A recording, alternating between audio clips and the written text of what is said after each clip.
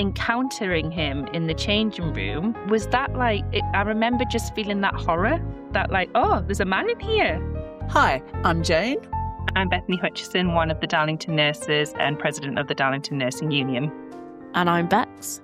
And we are Insightful Sisters. Hi, everybody. We're honoured tonight. We've got Bethany from the Darlington Nurses with us. Bethany's here to talk about the tribunal, their win in tribunal, and their courage in bringing this case. So, Bethany, over to you. Tell us a little bit about you as a team. You're a team of 8. Yeah. And then it was 7 nurses eventually. Actually, it was 26 of us to begin with. Wow. Yeah, it's a long story, but there were 26 originally. And then through the climate of fear within the NHS and the bullying and harassment that went on, that sort of depleted down to 8 and then to 7. And so we're quite a tight-knit group now who've gone through something pretty traumatic, to be honest. We never expected to be fighting for this. It came to us. But they're a wonderful, courageous bunch of women. We often describe it as friends for life. I'm sure you are. You must have gone through so many ups and downs. Yeah. Yes, a lot of ups and downs. And we're only sort of recently kind of getting back to work and into the swing of things again, really. And it's been a painful process as well. You expect your employer to support you and to understand. You expect your unions to understand, but that's not what we have gone through, unfortunately. Yeah. What about your makeup as a group? So do you have different roles, different jobs? In terms of nursing, or do you mean just No, in terms of bringing this tribunal, have you got some that have, I don't know, been the supporters or the researchers or you tend to be the person that does the public speaking, if you like, yes. don't you? Yeah, I'd say that I would. Yeah, they described me as the spokesperson and sort of lead nurse in the case. I think obviously we all have different personalities and bring different sort of things to the group. Lisa, she's very good at looking at policies. She gets a lot of information off social media and through Sex Matters and research. And so she's very good at that. We have a number of other nurses who are just very good at supporting one another, checking in on each other, because you need that. You need to be able to support one another. You need that. You need to be able to have an outlet.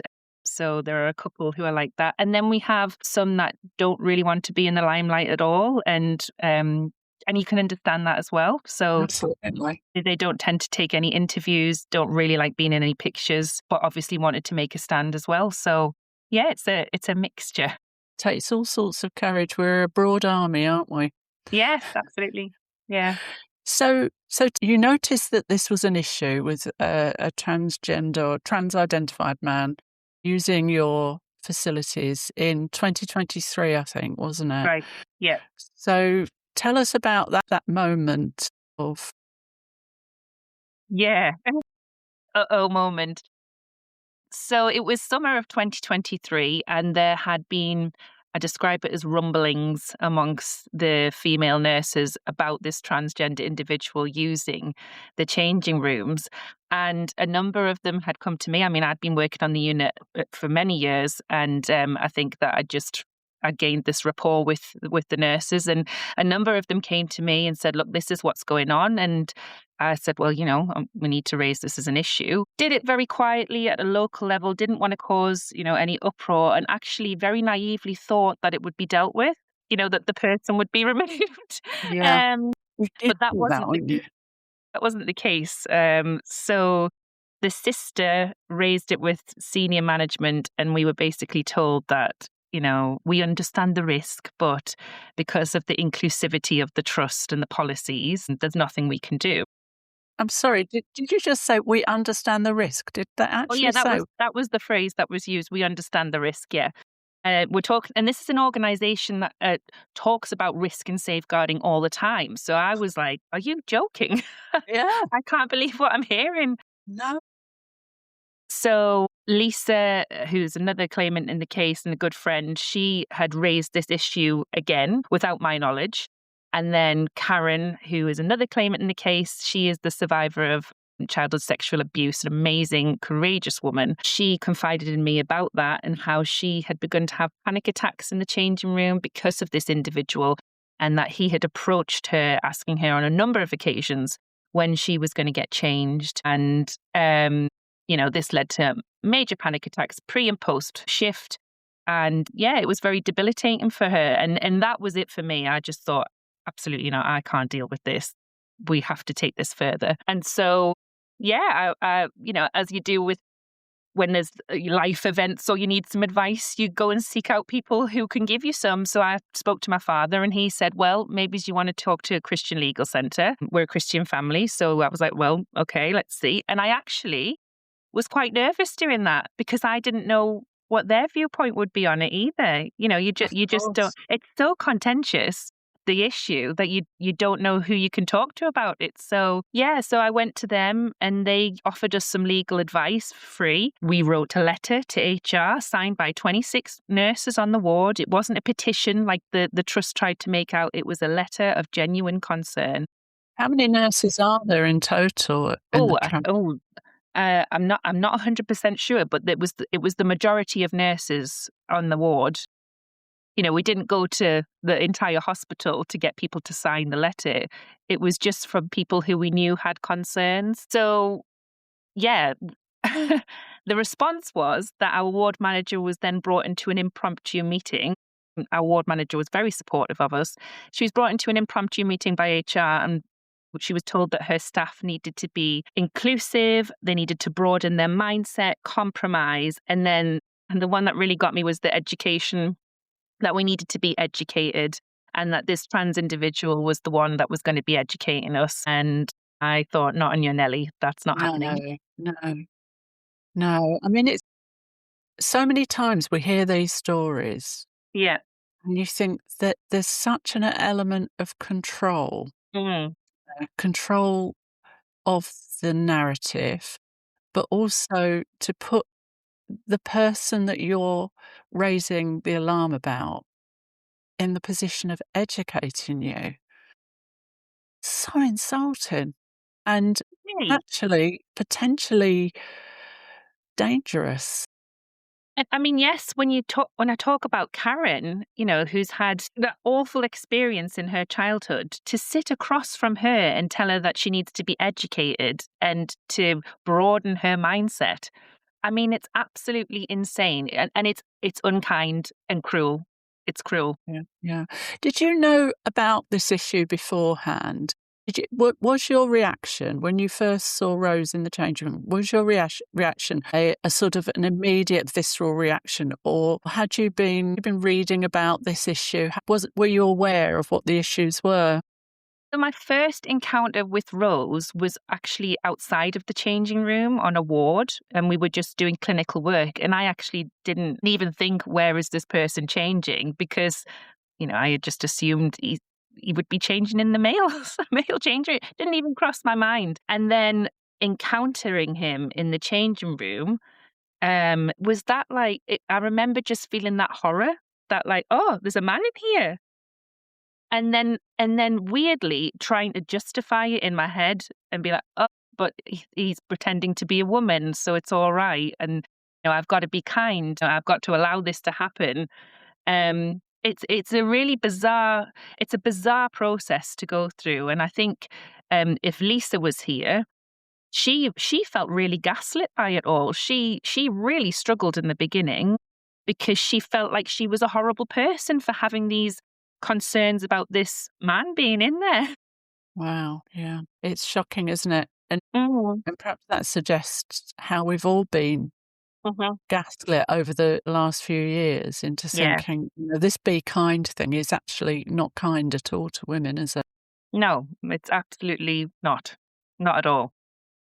So when you realised what was going on, how did you raise it you said about raising it with your other colleagues. How did you raise it with your union? Did your union step up and help you? Yes. So again, Lisa's probably the best to speak about unison, but I will talk about that. I'm with the Royal College of Nursing, and we did contact our rep. Our rep sat in on an HR meeting And her contribution to the meeting was, I'm only here as an observer.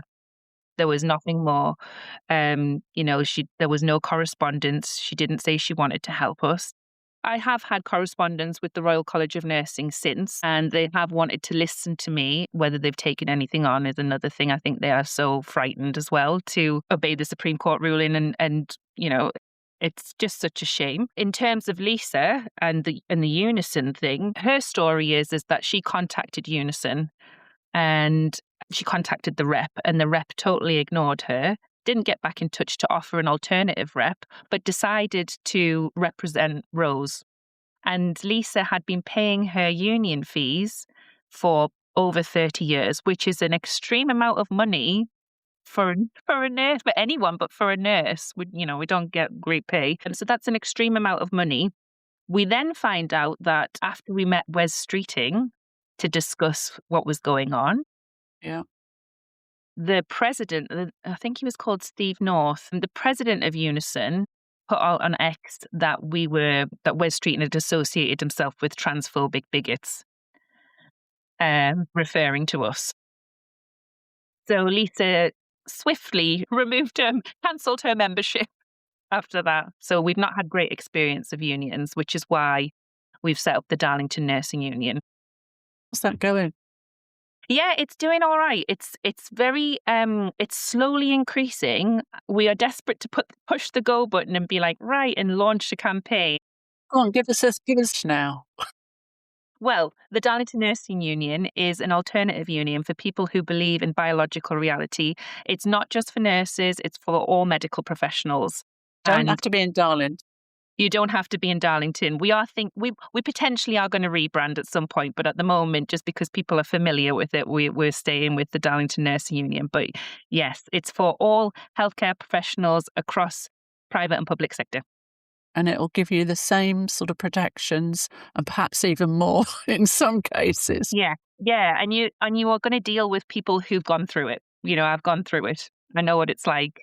So I'm relatable. Let's put it that way. Yeah. Oh, that's excellent. So what is it about nurses, do you think? Why have we've had, is it 3 cases or is it 4 cases now we've had? Oh, 4 cases, because Jennifer Mele, Faye, Russell Caldecott, yeah, and Sandy Peggy, and your case. So 4 cases we've had across the country of nurses.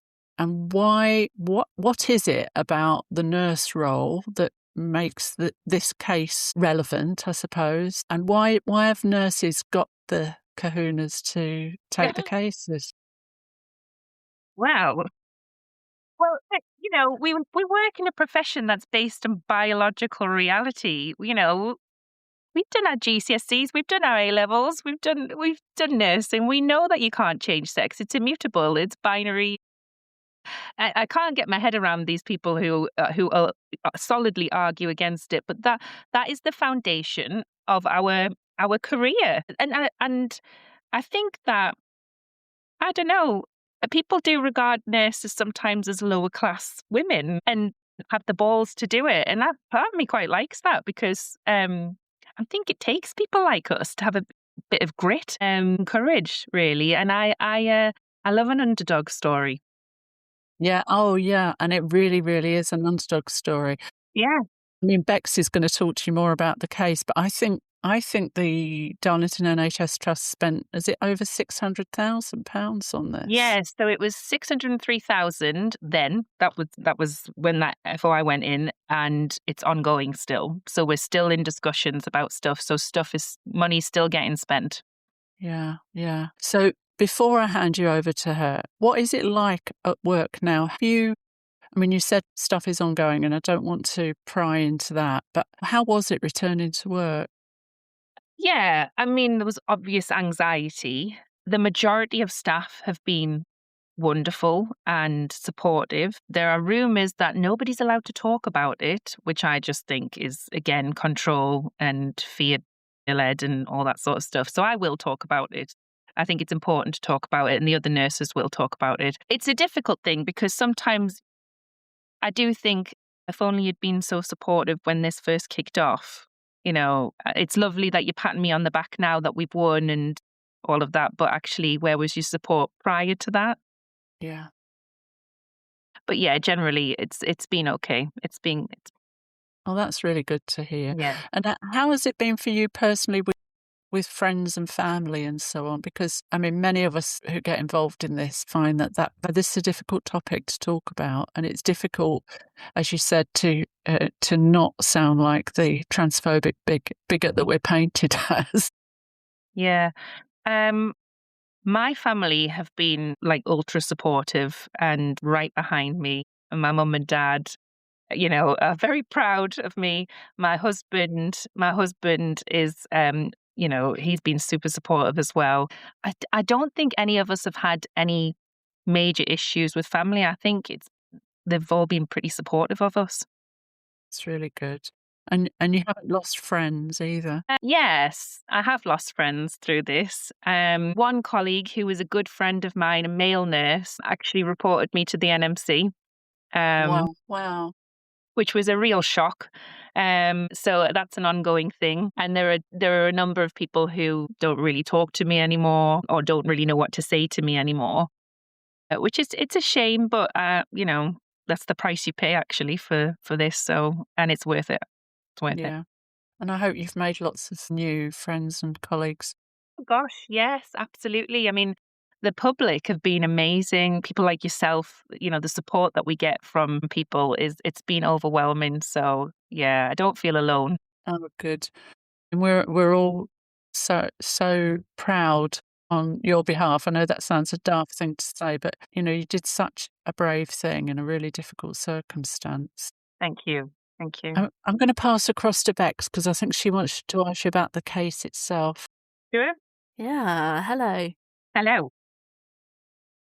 So, I mean, we've heard a little bit there just really about how let down you were by all of the systems that should have been there to support and protect you. So, with all of this going on, what was the moment when you were like, okay, we need to escalate this and we need to, challenge this ourselves and take this further? Was that Yeah. a discussion that you had as a group, or was there just a definitive, that's it, last straw?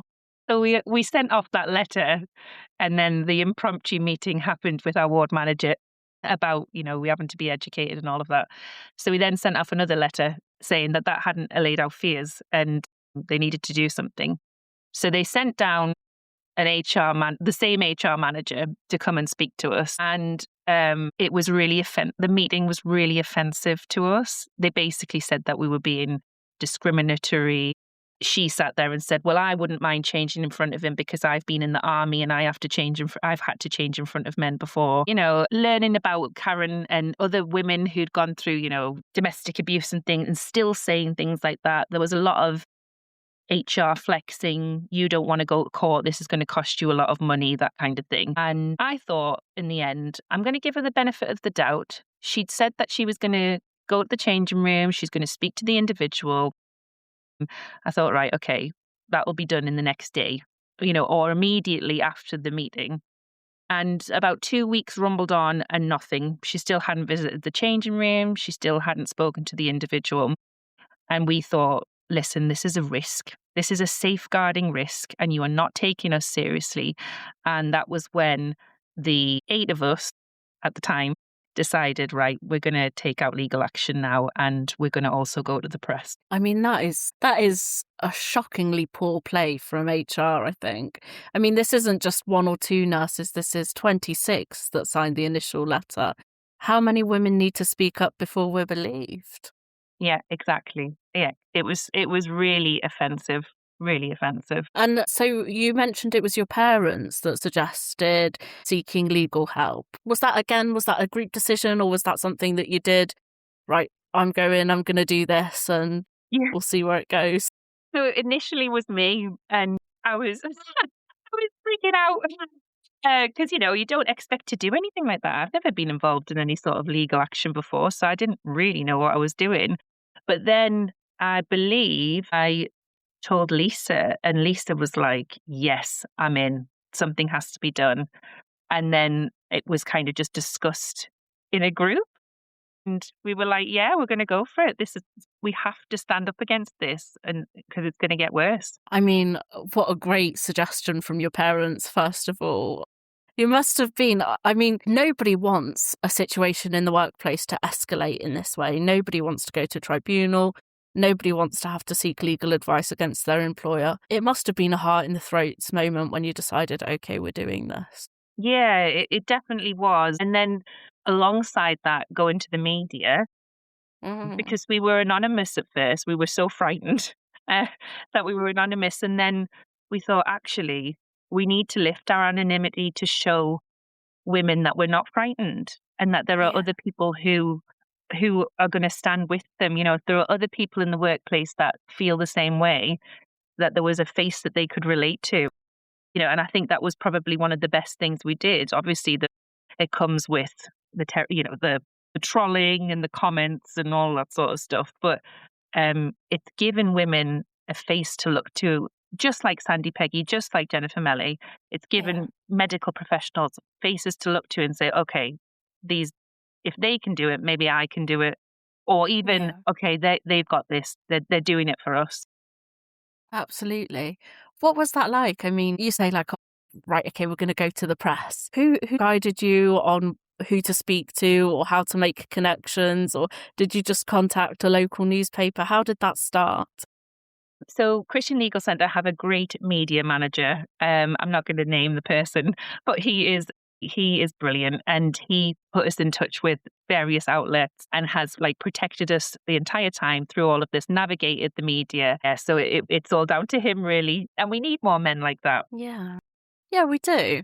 What was it like then? Because this case blew up and it's been very much in the public eye. It must have felt quite surreal, I think, seeing it first mentioned in the paper, seeing it get mentioned on television. How has it been being in the public eye? You don't ever get used to it. It was extremely stressful at the beginning, and I've got two small children as well, and I didn't want them impacted by it at all. It wasn't pleasant, but it's now become kind of like, all right, okay, this is what we do, and less nerve wracking, but still not used to it. Yeah. Yeah, yeah, it's been different for each one of us. Lisa and I tend to do the interviews, tend to do the public speaking. Karen's done a bit of public speaking, and obviously she's told her story as well. And then the others, they don't really like to do it. They still get very, very nervous about it, but will do it if they need to.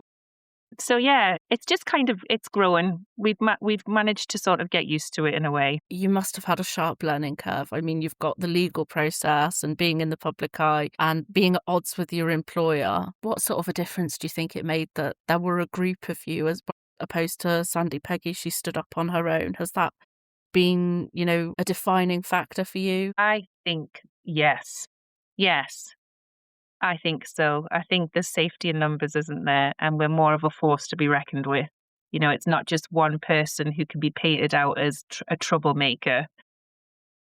There were many of us, and then there were 7 of us. So yes, I think that the number of us has had something to do with it. Yeah. And I think it also offers courage to Sandy Peggy and to Jennifer Melly and to the case that's just been going on, the Faye Russell Caldecott one. I think it offers courage to them, and they know that they're not alone as well. Yeah, absolutely. Picking up the legal process again, you've decided to take action. How did things proceed from there? Because it wasn't straight away into court. I imagine you had to take a lot of guidance. There was a lot of back and forth with your employer. Had you hoped that things would be resolved before? Yeah, I mean, we tried. And this is the thing, we went through all the levels. I tried to do it quietly, and naively thought it was going to get sorted, but we tried to do it, and there was just nothing. Um, there was always pushback. I remember going into work and posters being up on the changing room door saying inclusive changing space with the NHS logo. Senior management denied that it was them, but then didn't investigate that somebody had put up a harassing, bullying poster. I remember walking to the changing room and somebody had printed out the NMC code and highlighted bits of so the NMC is the regulatory body that allows us to work. And they've highlighted bits of the code that they thought applied to us. I remember, again, being moved into the office that had been cleared out. I don't know if you're familiar with this part of the story, but the Tell us about women, that, yeah. yeah, the women that had complained were all moved into our manager's cleared out office. There was nothing in it apart from a chair and a hook on the door. There were eventually lockers put in, but it was very cramped. If you opened the door, you were exposed to like a public corridor. There was no sort of there was no privacy in there. It was opposite a patient's side room, and it was just very degrading. And then during the legal proceedings, we found out that they couldn't even be bothered to fireproof the room, so they breached fire regulations. They couldn't justify spending, I think it was £9,000, but they can justify spending £603,000 on a legal case. So that was quite horrifying to find out. You know, our mail was intercepted during that time as well. I remember getting a big card from the Women's Rights Network, and it had been opened and looked at. And yeah, it felt like an invasion of your privacy as well. And one of the worst things as well, I mean, I could go on, but one of the worst things was that we would get letters from the trust during the legal proceedings. And it was things like, you are not allowed to talk about this. You shouldn't go to the media. Just control and fear led and creating this awful atmosphere among staff. I mean, it sounds incredibly hostile. Yeah. And I think that's the thing, as you said, where there's just one of you, it's very easy to paint you as like a single disruptor. But I Yeah. mean, this was a group of you, and as you say, you went to every level and you really tried to handle this. Tell us what happened next. So they did say that they were going to investigate our complaint, and each nurse that signed the letters was questioned. Now, you would think that they were going to investigate why they felt concerned or did anything happen to you, but that's not what happened. They were basically asked things like, who got you to sign the letter and why did you do that? And we then found out during the tribunal that there was a collusion between the lead of the HR and Rose. And every time a nurse said, okay, I'm withdrawing my complaint, an email or a message would be sent to Rose saying that's another one off the list. So we were basically bullied for complaining, and that's how it whittled down. So anyway, yes, it all trundled on, and we ended up in court in October, which was an experience. So I mean, God, it's just like hearing a car crash piece by piece. I mean, to send emails saying that's another one off the list. It's such an obvious paper trail of taking sides. I mean, it's very good that they did that in a way, but that must have been incredibly difficult for morale, not just amongst the 8 of you that then remained, amongst all of the staff, I imagine, to see your employer or your workplace respond to quite fair concerns in this way. What was the feeling in work at that time? Yeah, it's interesting because I don't think that a lot of the nurses actually know that went on. I don't think that firstly, they're busy, so they weren't able to watch the tribunal. This all came out during the tribunal. And also, some women just want a quiet life. And we had a lot of international nurses on there. I remember one specific international nurse coming to me in tears saying, I want to do this, but I'm so frightened for my visa. So I can't. And that's just disgraceful, isn't it? That somebody would be frightened that their visa was going to get taken off them because they didn't want to change in front of a man. So yes, I don't think many of the nurses really realised that that's what went on.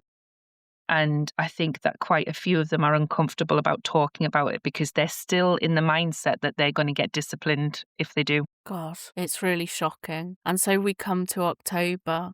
And how were you feeling, right at the offset? You knew, I imagine, that you were in the rights, but did you feel that the court and that the justice system was going to see that too? Or I hadn't really thought about it for a while. I mean, adrenaline was high. yeah. You never know how these are going to go, but I was fairly confident because I I knew that they had messed this up. And obviously the Supreme Court ruling came out as well before we went Yes. to court, which was a real blessing. So that helped massively. Um, so I did feel quite confident. I think the other girls were a bit like, is it worth it? Are we doing the right thing? Not all of them, but I think some of them. But yes, we were successful and vindicated in the end, which was great. What was that like, that moment where, it was recognised that this hostile work environment, yes, had been created, the partial victory as it was reported. How did you feel in that moment? It felt like a full victory for Mm. us. The partial thing, whatever. We were victorious in that moment. The trust, they basically were done for discrimination, bullying and harassment. Yeah. And it felt wonderful to be vindicated. It really did. And that common sense, I think I said it in my, what's it called? The press release. I said common sense.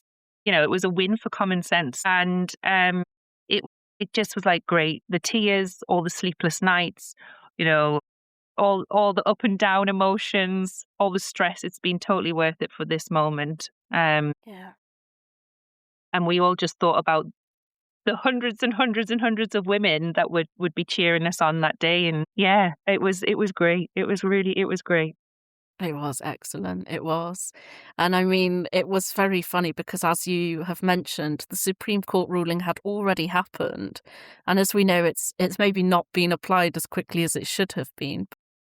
You do wonder if Darlington NHS didn't at any point think they might be making a wrong a wrong turn, you know? Yeah, you do. But there seems to be other trusts still doing things like this. I'm still hearing of cases through the Darlington Nursing Union where trusts are not abiding by the law. And that's a very scary place to be. I mean, Jane already did mention we've seen a lot of these cases with nurses. And do you, nurses obviously great at, as you say, being matter of fact and standing up for themselves and doing what's right. Is there something with the NHS as well, do you think, that is making it fall into this same pitfall again and again and again without learning? Yes, I think that the NHS is completely and utterly captured and has been inspired by Stonewall. It's quite insidious how it's all gone on. And I think there's going to have to be a lot of unpicking and a lot of relearning things. Yes. Yeah, Yeah. it's quite worrying. But there are professionals who still believe in biological reality, which is good to know. Yes. What a relief. Yeah. So, what's next? I mean, you've mentioned, your own union. What Mm. does the future hold looking forward now? Oh, who knows? Hopefully it's bright. Mhm. Yeah, hopefully it's bright. We would love for there to be policy change across the NHS. That's the ultimate goal in all of this. But expansion of the Darlington Nursing Union would be good. Yeah, hopefully that will happen. Hopefully that will be something that we'll see grow and grow. But yes, who knows? Perfect. So I think that brings us on nicely to our last question, which is always the same. And that is, who is your woman or are your women of the moment? Oh, it's got to be women. I couldn't just do woman. Mhm. So obviously, all the Darlington nurses, they are dear friends and colleagues and very courageous, wonderful women. And also Sandy Peggy, what a woman. Jennifer Melly, what a woman. All the members of the DNU, brilliant, courageous people. And lastly, but this is not by no means least, my mummy. She is fantastic. She has held my hand through this entire ordeal. She has been by my side. She has counseled me through it, and she's wonderful. So, shout out to Mummy Ledune. That's her surname. What lovely pics. Amazing. Well, I mean, thank you so much. This has been a lovely interview, and I'm sure we're all wishing you the best and are looking forward to see everything that comes next. Oh, thank you, thank you. It's been lovely to talk to you both. It's been amazing. I've really, really enjoyed this conversation. I'm thinking about unions as well and how unions have let women down. Yeah, It's the board. They're not fit for purpose anymore. They tend to side with the employer. They were designed to advocate for the employee, and that's what I intend to do. Yeah, yeah. Well, let's hope that a lot of women listening to this, a lot of women working in the health service will consider joining the Darlington Nurses Union. Yeah. Watch this space. Watch this space. Watch these women. Watch out, world. Thank you so much, Bethany. It's been fabulous talking to you. It's been really amazing and Thank an you. inspiration. And yeah, so lovely that you mentioned all the other nurses that are doing this. I do think it's a combination of these really fact-based women, ballsy women, faced with this captured organisation that is driving through policies that are really divorced from reality. It's a perfect storm, isn't it? It is. It is. It's a scary storm, but somebody has to stand up against it. Yeah. Well, well done, and thank you for that. No problem. Thank you to our listeners. We really hope that you've enjoyed this episode. And if you have, please do like, share, comment, subscribe, all that good stuff to help keep our channel growing and spread the word. Thank you.